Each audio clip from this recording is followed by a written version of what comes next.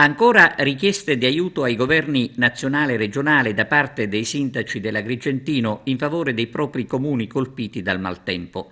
Con delibera di giunta a Cammarata è stato dichiarato lo stato di calamità naturale, che ha subito danni, informa il sindaco del paese montano Vincenzo Giamprone, può segnalarlo all'URP del comune in via Roma, mentre per quanto riguarda i danni all'agricoltura ci si può rivolgere all'ex condotta agraria in via Libertà.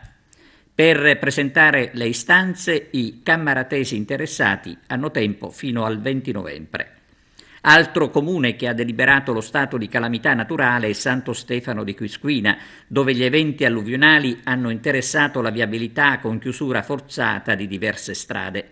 Da Santo Stefano viene evidenziato che per fare fronte alle emergenze occorrono risorse e interventi legislativi straordinari.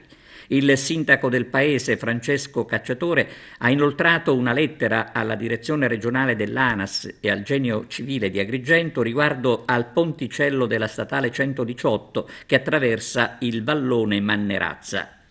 Stato di calamità naturale anche a Bivona, con l'amministrazione comunale che ha richiesto le somme necessarie ad affrontare l'emergenza.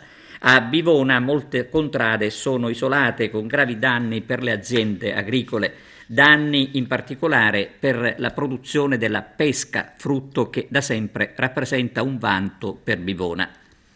Per quanto riguarda la viabilità compromessa dal maltempo, nelle precedenti edizioni del nostro TG ci siamo occupati del manto stradale di 2 vie di San Leone, il lido di Agrigento.